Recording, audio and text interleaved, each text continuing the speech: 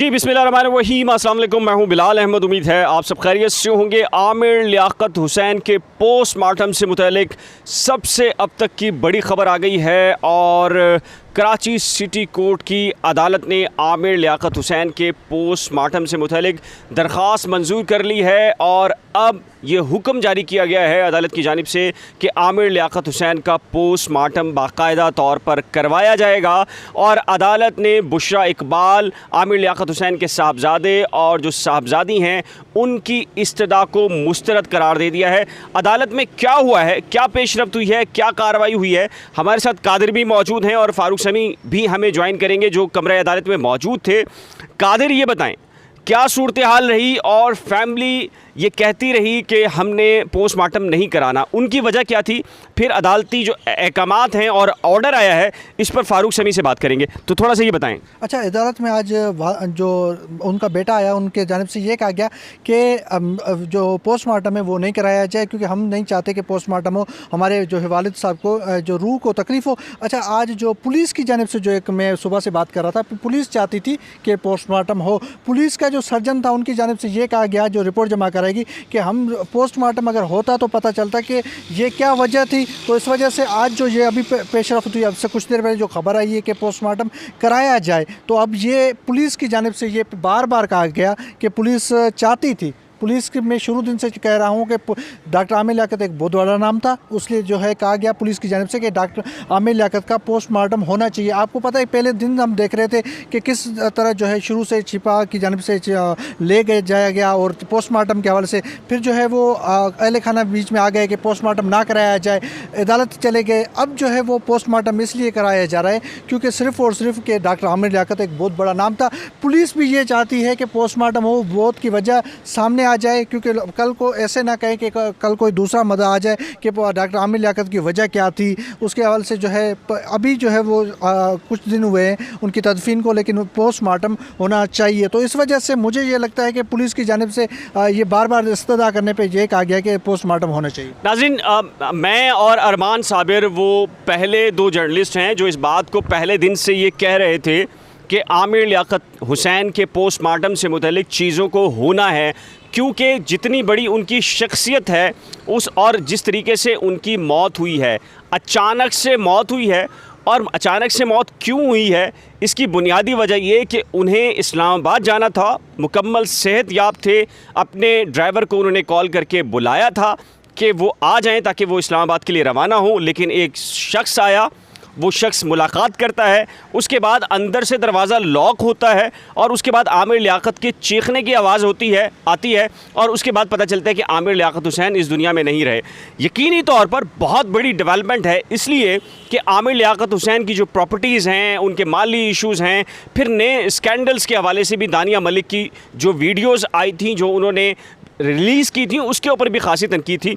फ़ारूक, ये बताएँ, अदालत का फ़ैसला आया, क्या देख रहे हैं आप? देखिए, ये अदालत ने जो फ़ैसला दिया, मैं आज सुबह से मौजूद था। सुबह हेयरिंग हुई थी, वर्षा आए थे और वर्षा की जानिब से जो बात की गई थी वो क़ानूनी तौर पे वो अदालत को मुतमईन नहीं कर सके। 174 और 176 की दरख्वास्त क्योंकि इससे कबल पुलिस की जानिब से दी गई थी और आज भी जो पुलिस सर्जन का मौक़िफ़ आया उसमें ये कहा गया कि हम बज़ाहिर मायना करके नहीं बता सकते, हमें अंदर देखना पड़ता है, अंदरूनी जब तक जायज़ा नहीं लेंगे इस बात का तयन नहीं किया जा सकता कि उनकी वजह मौत क्या थी।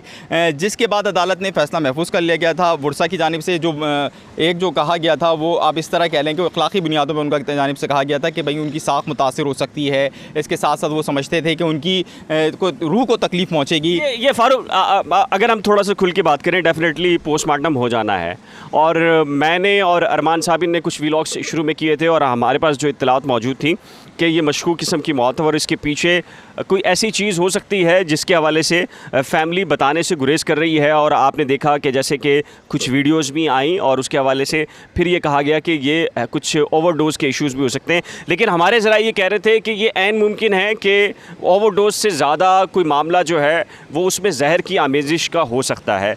और ये बिल्कुल अचानक से, जैसे उन्होंने इस्लामाबाद जाना है, अपने ड्राइवर को बुला रहे हैं, ड्राइवर पहुंच रहा है और इसी दौरान कुछ साहब आते हैं, मुलाकात करते हैं, उनकी प्रॉपर्टीज़ के इश्यूज़, फिर उनके माली मामलात के इश्यूज़, फिर दानिया का इशू और फिर फैमिली जो बुशरा इकबाल साहिबा और उनके साहबजादी साहबजादे, पोस्टमार्टम नहीं करवाना चाह रहे, एक वजह तो इखलाकी तौर पर ये कि उनकी रूह को तकलीफ़ होगी, दूसरी वजह ये वाली भी थी कि उनकी कुछ ऐसी वीडियोज़ आई थी जिसकी वजह से फैमिली को लगता है कि नहीं मामला कहीं और निकल जाएगा और मज़ीद बदनामी होगी।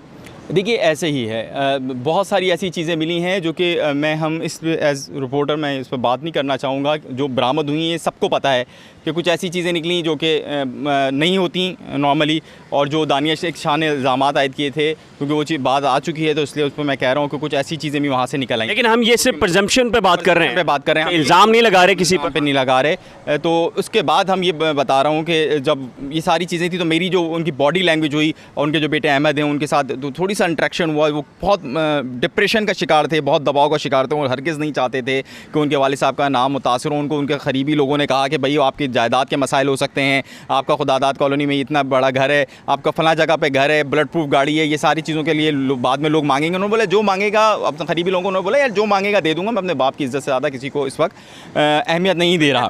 ये बड़ी उसने वो बात की थी, बाद में उसने नमाज जनाजे पे पढ़ाया आज अदालत में। लेकिन वो इखलाकी जो आपको पता है दलाइल नहीं चलते अदालत में, हम केसेस में देखते हैं अदालत जो है वो दलाइल के ऊपर बात करती है, कानून के ऊपर बात करती है, कानूनी तौर पर वो वहाँ पे नहीं हुए। आज जो पुलिस सर्जन की जानिब से जो वहाँ पे आर्गूमेंट किया गया उसमें भी उन्होंने भी मादरत कर ली कि भाई हम बिना पोस्टमार्टम के तो हम वजह उसका नहीं बता सकते, वजह मौत नहीं बता सकते। जिसके बाद जो है वो आज अदालत ने एक बड़ा ऑर्डर कर दिया है। आमिर लियाकत हुसैन अपनी ज़िंदगी में भी तनाज़ात में घिरे रहे और उनके मरने के बाद भी वो तनाज़ात में आ गए हैं, और ये ज़ाहिरी बात है अब उसकी ऑर्डर होने के बाद जो कंप्लाइंस है वो ब्रिगेड थाने को करनी है। उस हवाले से एसपी की जो अब तक की हमारी इत्तलात हैं उसके मुताबिक एसपी के लेवल का जो एक अफसर है वो उसकी इन्वेस्टिगेशन के मामला को देखेगा। ये प्रोसेस कैसे होगा, ये कैसे मतलब पोस्टमार्टम कैसे होता है, थोड़ा सा बताएं लोग। पहले तो अदालती ऑर्डर के मुताबिक खबर कुशाई होगी उनकी ना, अब ये दायरी रहता है अब्दुल्ला शाह गाजी के मदार में उनकी खबर कुशाई का मामला होगा। उसके बाद उनकी बॉडी को लेके ले जाया जाएगा, उसके बाद उसका पोस्टमार्टम होगा, उसके बाद वजह मौत का फिर तयन होगा। उसके पुलिस सर्जन बैठेंगे इस हवाले से। ये जैसी जजमेंट आई है उसके बाद जो अफसरान बाला को इतला दी है पुलिस अफसर ने, मेरे सामने ही वो इतला दे रहे थे, और उसके बाद उधर से भी आया कि भाई ठीक है अब हम मेडिकल टीम बनाते हैं। तो एक मेडिकल टीम अब बनने जा रही है और वो मेडिकल टीम जाके फिर वो जो है वो इस पूरा पोस्टमार्टम के अमल में हिस्सा लेगी, और उसके बाद जाके जनाब ये सारा अमल में आएगा कि आप पोस्टमार्टम के बाद वो वजह मौत का तयन होगा और उसके बाद बताया जाएगा, अदालत में रिपोर्ट पेश होगी। उसके बाद ये मुहर्रिक तय होगा कि उनका कत्ल हुआ या तिब्बी मौत मरे। जी फ़ारूक समी बहुत शुक्रिया, आप रिपोर्टिंग भी लाइव कर रहे थे अपनी टेलीविज़न के लिए। कादिर मगरिबी मेरे साथ मौजूद हैं। हमने बुनियादी तौर पर आपको ये बताया कि डे वन से मैं और अरमान साबिर ये बारहा मुताबिक बता चुके थे कि जो शवाहिद मिले हैं उसके मुताबिक उनकी तबई मौत नहीं लगती, तो इसी वजह से बहुत ज़रूरी था, बड़ी अहम शख्सियत हैं वो, और डेफिनेटली क्योंकि माजी के अंदर तनाज़ात एक अलग बात है, लेकिन अगर वाकई उनका कोई कातिल मौजूद है तो उसको भी सामने आना कादिर बहुत ज़रूरी है, क्योंकि अगर इस तरीके से कत्ल कर दिया जाए और नेचुरल मौत शो कर दी जाए तो डेफिनेटली कातिल को सज़ा मिलना ज़रूरी है। तो ये ताज़ा तरीन अपडेट्स थी। इस सिलसिले में आपकी कीमती राय क्या है, अपनी कीमती राय का इज़हार नीचे दिए गए कमेंट सेक्शन में ज़रूर तहरीर कीजिएगा। एक नए व्लॉग के साथ जल्द मिलेंगे, लेकिन तब तक के लिए अल्लाह हाफ़िज़।